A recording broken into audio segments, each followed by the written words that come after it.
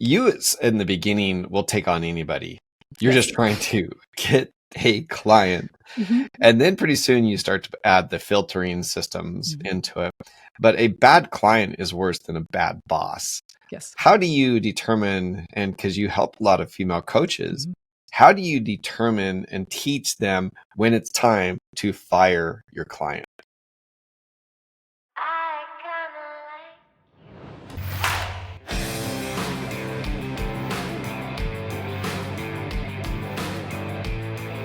Hey, welcome to Networking Star. I am your host, Jeffery Boyle, and here on Networking Star, I interview some of the most interesting, innovative, and just inspirational entrepreneurs out there. And today I have Kirsten Screen. She's got a lot going on. She's a consummate entrepreneur that has really perfected this journey, I guess you could call it. But as a business mentor, a speaker, a coach, she has a background as a registered nutritionist. And that's kind of where she started. But now she helps coach and guide females to be able to tap into their inner CEO so they can have six-figure businesses and have freedom their way. Kirsten, thanks for joining me on Networking Star. Thank you for having me, Jeffrey. I'm very excited to have this conversation today. So as I went through and we met on Instagram, most of the interesting people I seem to meet on Instagram. And you have a lot of you do it a lot through memes and you do occasional reel. But one of the ones that I really liked, I think that spoke to me was it was kind of in a quote that my mentor got mad at me for playing the victim and I changed, and the next day I got a bunch of clients. And I know I just messed that up, but explain that a little bit. You're obviously big into mentorship. You're obviously big into holding people accountable. Explain a bit of that process that you go through with people. Yeah, no, I love that. Actually, I love that. That's the one that you picked out. That particular post came about from truly a thing that was triggered with one of my clients, honestly. But it reminded me of me going through this process. I feel like so many of us think when it's not working, it's happening to us. When business isn't working, it's happening to us. And even when we have mentors in place to help guide us, I think a lot of times our knee-jerk reaction is to go, well, validate me in this suffering, validate me in this, woe is me, this isn't fair, it works for her, it's not working for me. And I thankfully have had some really great mentors. I've had some not great mentors, but I've had some really great mentors. And this particular one called me out and said, well, stop being the victim. Stop making this a thing that is happening to you and start taking action. So it was a wake up call for me. And I'm very much once I make a decision, I go, and that's just what's going to happen kind of person. That's my mentorship style with my own clients. I'm not here to validate you. I'm here to mirror back what I'm seeing. I'm here to point out the things that you're either refusing to see or unable to see. And with that, let's grow. Let's find where that lack is, where that gap is, and let's grow, because acknowledging it from that perspective is a whole lot more productive than acknowledging it from the perspective of life is happening to me and woe is me. We don't get anywhere from there. Well, it spoke to me because there's a lot of people that I deal with, or used to deal with, that were victims, and where you always felt either as their business partner or associate that you were pumping them up all the time, and then they would go into these victim spirals or this victim triangle. What about me? What about me? Well, what about you? What about us? And I'm tired of it.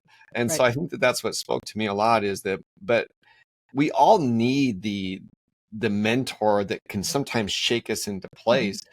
But there's a lot of people that just can't take that shaking, that, being put back into your place. What do you do with a client that really continues in that spiral, but won't take your advice and snap out of it? Great question. And I think for me, it goes back before they ever become a client. I am very transparent and clear in how I promote my services. And folks who know me know that I am known for not beating around the bush. I'm going to be pretty direct. I'm going to be pretty no nonsense, but it's always from a place of kindness. I don't believe in being unkind to people, right? Even when we notice flaws in ourselves or others, there's no reason to treat those with unkind responses. So I'm very clear from the very beginning. So by the time somebody steps into my coaching, they kind of know what to expect. But we've all had those clients that you've given them all the solutions, you've pointed out all the things, and just simply not doing what they need to do. My solution is always, we have a little bit of a come to Jesus meeting. We have that meeting of, here's what you want and here's where you are. And in order to bridge that gap, here's what's going to need to happen. And it's always their choice. You can choose to stay where you are 100%. That's your choice, but then you're going to have to adjust your expectations for the outcome. So if this is the outcome you want, then we're going to have to change. I'm just very realistic about it, acknowledging what they're going through, because there's usually some emotional growth that has to happen, some nervous system growth that has to happen. Sometimes it's financial fear, whatever it is. Yeah. We have to work through that. So we do, but we can't keep repeating where we are and stay stuck in the mud and expect to elevate the outcome. It's just not going to happen. So I'm just pretty honest. That's my approach is always, let's have an honest conversation about what's actually happening and bring us back to reality and make educated decisions from there. We can feel sorry for ourselves for like a day, but then after that, we're going to move on and we're going to take some action. So when I first started doing coaching, or I guess consulting, you in the beginning will take on anybody. You're just trying to get a client. And then pretty soon you start to add the filtering systems into it. But a bad client is worse than a bad boss. Yes. How do you determine, and because you help a lot of female coaches, how do you determine and teach them when it's time to fire your client? Yes, I love this scenario. It's a horrible scenario, but we all deal with it. So I still run two businesses right now. One is my business consulting business. The other one is my nutrition coaching business, because as you said earlier, I'm a registered dietitian. I have a team of dietitians that work with me, and I have fired clients myself where it simply isn't a fit, where their expectations don't match what we have, or they're becoming verbally abusive to my team, right? That's something I don't stand for, and then we're just done. My advice to people always is, can you approach this neutrally and put your emotion aside for a second? Is this a problem you can solve for this person? If this is a problem you can solve for this person, do you have the boundaries in place for them to understand what the process will look like? And again, I'm going to take it a step back. I have client expectation agreements in place for both of my businesses, not just my service expectation. Here's what I provide, but here's my client expectation. And if we're not within those bounds, then I have the freedom and right to terminate that contract. And that's, again, this is the legal piece of things, is very clearly outlined of, here's the expectation. If these expectations aren't met, you forfeit the remainder of this because we both agreed. So knowing when to fire a client is a very individual decision, but essentially when you can no longer untangle that emotion and you can no longer look at it rationally and literally just, here's a problem that we need to solve collectively, and it becomes a drain on how you're functioning elsewhere in your business, it's probably time to part ways and potentially send them to somebody else, or simply just say, this isn't going to work moving forward, and just end that relationship. And unfortunately, that has to happen sometimes. My contracts had that, but I liked what you just called that, a client expectation contract. My contracts would have parameters if they were behind or if they weren't accomplishing things that I would keep the retainer. And of course, that's always a fight. But you put these filters in beforehand, and it certainly can make your life a lot better, especially as your day starts to get piled up, because there's nothing more valuable to you than your time. So explain 100%. a little bit. I like how you called that the client expectation contract. So you, rather than just making it a part of a regular contract, you're actually helping them understand, hey, you've got to fulfill. And even that title, I think even that title makes a difference. I think it does, because like you said, you're setting an expectation, right? I think people in general want to uphold their end of a bargain. I think most people are genuinely interested in being authentic and, diligent in what they agree to. But if the expectation isn't clear, you can't fault somebody for not meeting your expectation. None of us are mind readers. So it is important to me that the expectation is very clear. And I have actual lists in there of like, this is how long I will wait for you for a phone call. After that, you have forfeited this time. And it's a very short period of time.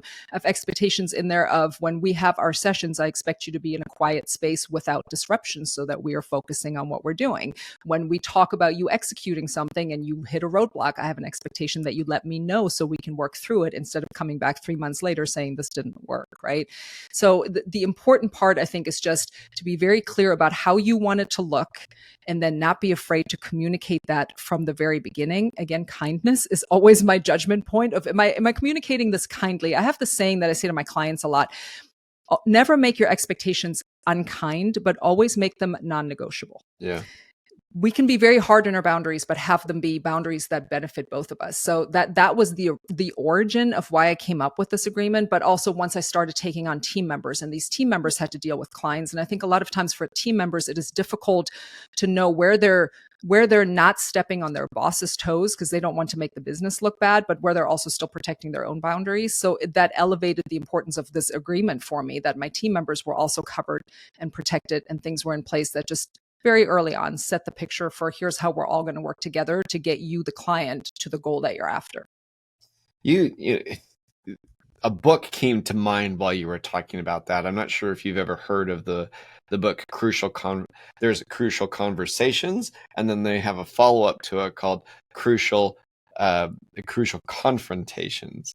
And there's a lot of people that think that confrontation in itself, just the word itself, is hard to imagine confronting people. But I've always felt a lot of freedom in confronting my own flaws, confronting my own problems. And so sometimes people that have had difficulty working with me don't like my unfiltered nature. And if there's a problem, I say it. Explain a little bit what this isn't an avenue that I went down, but as you're thinking about as I went through all your content, but this is really fascinating to me because I think a lot of coaches, if they're looking for freedom, a bad client is terrible for you. How do you recognize that bad client? And then how do you confront that client on them failing? And then finally, how do you then fire that client when they simply won't rectify the bad behavior? Yeah. And I love that you just said confrontation gets, leaves a bad taste in people's minds already before we ever have the conversation, because it sounds like a negative. But confronting to me just simply means we are being realistic about what's happening and we're dealing with it. That's not a negative. That's what you should be doing as a CEO of anything. But as you just said, how do I weed out the bad clients? For anyone who works in close proximity with me or my team, we have application processes. You can't just click a button and, join our high level coaching close proximity containers. For those containers where we're actually going to be spending time together, we have a very diligent application process. One, to make sure that we're the right match for you, right? If you apply and this is what you're after and we don't provide that service, but you thought we were cool people and you wanted to work with us, that's nice and we love that. But if we're not the people to provide that service, we're not a good fit. So step one for us is that we have this application process both on the nutrition business and the business coaching side. That is just going to tell us a little bit about who these people are and what they're after. We get to do some research on where they are at in their business, what their goals are, whether we are the right match. And then, like I said, like earlier, we have the process of here are my expectations. And I can usually tell really quickly when a client is kind of switching into that victim mentality and we're not making forward progress. This is where confrontation comes in. I don't like for things to fester. So when I see that we're going off track, I'm pretty quick to address these things because I would always rather bring them to the surface and go, I noticed that you're frustrated. Talk to me about what's going on. Or I noticed that these things that we said last week were going to happen, you haven't done yet. Tell me where the hang up is so I can help you. Again, if you approach it with kindness and it's a positive, I'm noticing these things, let's deal with them. In my opinion, that's what a good coach, a good consultant should do. We should be observant of what's going on with our clients. And if we can bring this information to the forefront, that's confrontation. That's not negative. That's simply here's what I'm noticing. This is something we have to address, right? Like I always try to bring everything in perspective with parenting. If I'm noticing that one of my kids is slacking on their homework, I'm not going to wait until the end of the semester when I get a note from the teacher that, hi, your kid's doing really crappy in this class. We're not going to do that. We're going to address it when I'm noticing, is there a reason you're not doing your homework? Like, are you confused on it? Do you need help? Is it frustrating? Are you tired? What do we need to do? I do the same thing with my clients. Let's figure it out as soon as we start noticing that things are going off track. And then usually we never have to have that full-fledged confrontation where it's negative. But if we then do have to have it, I know that I can diligently say, I have done all the work to try to course correct. And you have not been able to meet me where we need to course correct. And then I have no qualms severing that relationship because then I also have a really solid base to speak of because, hi, we've done all this stuff. You've been with me. We've talked about this. We've addressed this problem. It's still existing. At this point, I have to sever this relationship. I did so much of what you're talking rings very true. And it's obviously from an experienced entrepreneur because I think that unless you've gone through that bad experience, unless you've taken on that bad money, because there's bad money. There is bad money, 100%. And part of what you said on there is the freedom Yes. freedom your way. To have the time, money, and freedom to work when you want, where you want, and with who you want, Yes. you have to set boundaries and you have to confront. I'm the father of 5 kids, and my youngest is 10 years old, and he naturally confronts. Everything with him is unfiltered, and everything with him is really crystal clear, both with my wife and me, and also with his siblings. And it is really funny to see how this 10-year-old can set expectations so perfectly. That to me is, he's going to he has the ability to be a great entrepreneur and to be able to separate the bad clients from the good ones. So how do you teach a person? So my 10-year-old's born with it. It's just, that's part of who he is. How do I teach my other kids then, who may not just be born with, my daughter is as well, but how do you teach the other ones who may not be born with that, that maybe will allow things to fester? How do you teach them to confront when it's not in their nature? First, I have to address what you just said about your youngest. I'm a mother of 3, and I think it is the youngest child's job to be very transparent and clear in what they want and communicate it very clearly from the beginning. I always joke that my youngest child, I love her so much. For every year that she ages, she takes 5 years off of my life expectancy because she has no issues very clearly stating her boundaries. And she's almost your son's age. She's 11, but I think that's just their job. In my opinion, the biggest issue that people have with being able to hold their ground or set boundaries is a confidence issue. And especially I deal with women, right? I work with women entrepreneurs very distinctively and on purpose, because I grew up in a household with a very successful father, traditional business structure, right? But the expectations were very specific. You go work in a business, you keep your head down, you do the thing, you collect a paycheck, and so forth. I also was a stay-at-home mother for several years when our children were really, really young. I have kind of been at all ends of the spectrum. I thankfully have a very supportive spouse who was a serial entrepreneur who got me started in entrepreneurship about 20 years ago. And the biggest issue that I noticed with myself and then also with my clients, it is so often a confidence issue in women in particular. We are born people pleasers. We are born to take care of others, so we think, and put our own needs in that process last. So when we then step into coaching or consulting, it is almost for many of us this habit that we have to unlearn to put our clients first all the time. The client is not always right. This is a marketing thing that has to be undone, that is out there in the world. The customer is not always right. The customer often is very much wrong. That does not mean we yell at the customer. It just means, again, we confront the issue. So to teach those folks who don't naturally have this tendency, I am also the youngest child, so I naturally have this tendency, but those people who don't naturally have this tendency, I do a lot of confidence work and a lot of establish your value work with my clients, with my female entrepreneur clients, because you cannot step into a leadership role where you're guiding other clients if you have so much self-doubt about your own ability, your own gut instinct, your own ability to draw a boundary in the sand and say, this is the boundary from which I will not budge. So there's usually a lot of mindset work that has to happen, as opposed to the physical work of, yes, now we have to have a conversation with the client. That conversation with the client is so much easier when we previously do the mindset work of, here's your value as an entrepreneur. These are your expectations for your business. This is what you're actually trying to build, instead of just going through the motions. And like you said in the beginning, we all make this mistake of taking any client. Somebody pay me, I will take any client, until we learn and go, oh, it's really not worth it to spend the next 4 to 6 months with this person for this money. I would literally rather give them their money back and just not deal with it. So confidence and just really establishing your own value, to me, is the first step for that. I've got a joke with one of my dear friends. We have a mutual contact that has used the phrase, what about me? What about me? And it is damaging. It is to take care of somebody else's needs before your own. That used to be viewed as selfish to take care of yourself, to have that self-care, to take care of your needs first. But realistically, if you're not happy and you're not taking care of your needs, you're really in trouble. I am a personal trainer. I don't know. I'd never taken on a client. I did it because I enjoyed it. And I have a specialty in sports nutrition.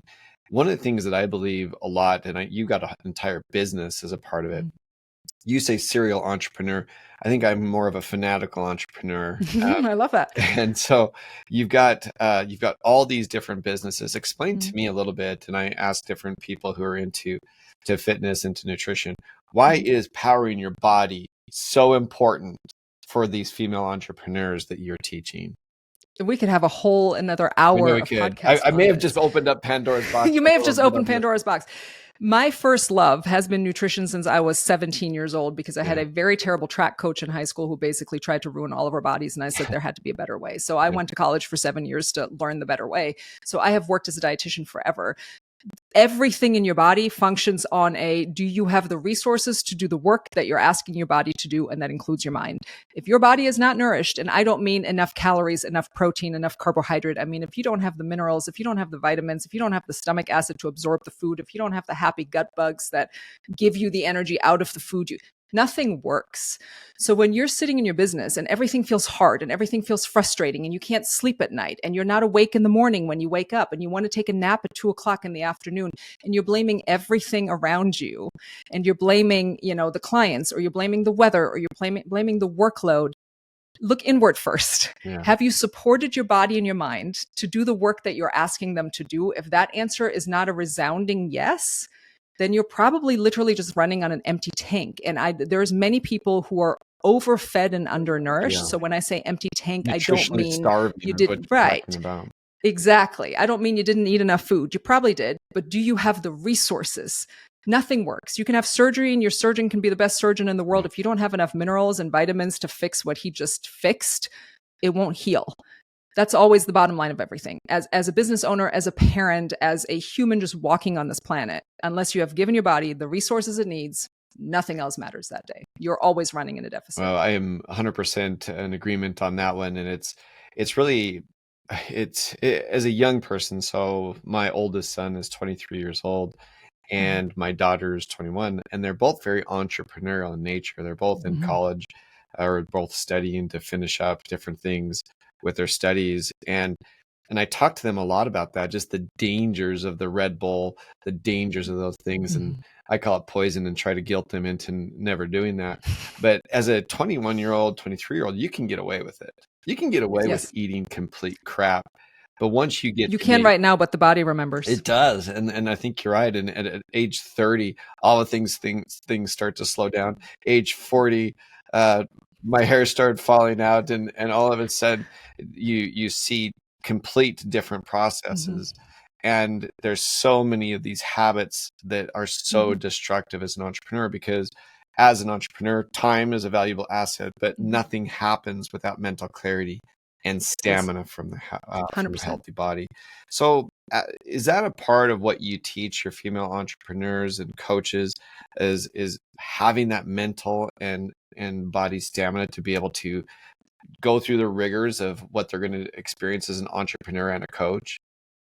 It's 100% part of what we address, right? I won't take them through full nutrition coaching because that's usually not what they're there for. And a lot of my clients, entrepreneur clients, are other dietitians. So they're usually of that mindset anyway. But absolutely, we have so many conversations about, like you said earlier, you have to put yourself first. I had a conversation this morning, as a matter of fact, with my team for my own business. And there are a couple things in my business that are currently just frustrating me. And I need clarity. I need space. I want things off my plate that don't make me excited to be in my business. If it doesn't make me excited and bring ROI, then this does not belong in the business. And that only comes from mental clarity. That only comes from being able to take a realistic look at, how am I functioning? How exhausted does this make me? Is this bringing me what I wanted to bring me in order to make the business better? So that's a vital conversation I have to have with my female entrepreneurs, because it isn't just about executing tasks and collecting cash. It is about, are you truly after building the life that you want to live?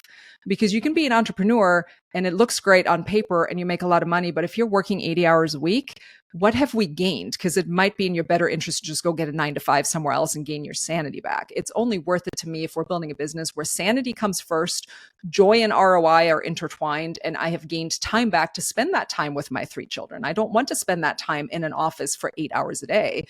That's why I'm an entrepreneur. So I can go be with my kids and go to school and hang out and drive them to their friends and do these things. So the two go together for me. Oh, I think that they are so intertwined that any entrepreneur, any coach, any business owner, and frankly, even any employee that really thinks that there's this differentiation between work and home is really not understanding just how intertwined they are. And for example, one of the quotes that I hate, I think it is just such a terrible phrase, which is "it's only business." Nothing is ever only business. Everything is always personal. In fact, there's almost nothing more personal than business. The last question I had for you as we've gone through this, and you just kind of made me think of some very interesting things, and I believe so much of what you're talking about, and we're on the same page there. Talk to me about the mindset that an entrepreneur, these female CEO mentality that you're trying to train the people. What is that CEO mentality that you're trying to teach your students? The number one thing for me there is I have always thought of my business as an extension of who I am. Mm-hmm. My business, like you just said, the two are intertwined, right? They're not separate things. Work-life balance is an absolute lie because there is no such thing. Because if you really are building a business and you're building it correctly, it should be something that is literally just a component of who you are. Like I have brown hair and I have curls and I also own this business. This is just a part of who I am. So from a mindset perspective, from a be prepared to be an entrepreneur perspective, so many people I think get sidetracked by the shiny spoon and the promise of do this one magic thing over here and become a millionaire in 47 hours. Yeah. But in that process, sometimes that might even be possible, right? You do something extreme and you make a whole lot of money, but like have you in that process created something that you're proud of, that is an extension of who you are, that gives you the life that you want, and you're having the impact that you want to have. No one's going to say they're an entrepreneur because they don't want to make money. Of course you want to make money. That is the reality of entrepreneurship. Nobody wants to work for free. We call that a hobby, right? You want to make money. But so much of what my clients also are after is impact and feeling like they're leaving a legacy on the people that they're working with the work that they're creating, with the life that they're setting an example for their children with, right? That's the mindset that I want my entrepreneurs to walk away with, that we're here to build something that goes beyond, have you made X dollars this month? It is, have you created a life that makes you happy? Are you having an impact the way that you want to? Are you joyful in what you're doing? Which is not to say that business is always happy. We know it isn't. That's reality. But in general, are you creating things that you're proud of and that bring you joy and that you want to show up for every day? I don't ever want to plug out from my business. When I used to work a 9 to 5, I lived for Friday afternoon. Lived for 5 o'clock and lived for Fridays, right? That's it. And I don't feel that way now. I love my business. My husband and I have conversations. He also runs a business. We both have conversations about our business all the time, not because we have nothing else to say to each other, but because this is such a part of who we are. So when you approach business from that standpoint, I think you've already won half the battle. Well, I think that we've just scratched the surface on a lot of wonderful topics, and love to do this again, simply because just as you talked about, there's not balance, and I think that's a matter of finding what it is that makes you happy. And if you enjoy being an entrepreneur, it is hard to unplug from that. Yes. And if you're not an entrepreneur, that's really difficult to understand what you just said. Mm-hmm. But you're going to have people that will hear what you just said, and it will almost give them a peace of mind to think, oh my goodness, I'm not crazy. Maybe my mom thinks I'm crazy, or maybe my wife thinks I'm crazy, but all of a sudden now that starts to make sense. Kirsten, tell people where to find you. First of all, thank you for having me, Jeffrey. This was lovely. You can find me on Instagram. That's the main place I hang out. If you search for the Kirsten Screen, you will find me on Instagram. My website is kirstenscreen.com. I always love getting DMs from people. Chat with me. Tell me who you are. Tell me what you're doing. And I look forward to connecting. Thank you so much for being on Networking Star. Thank you.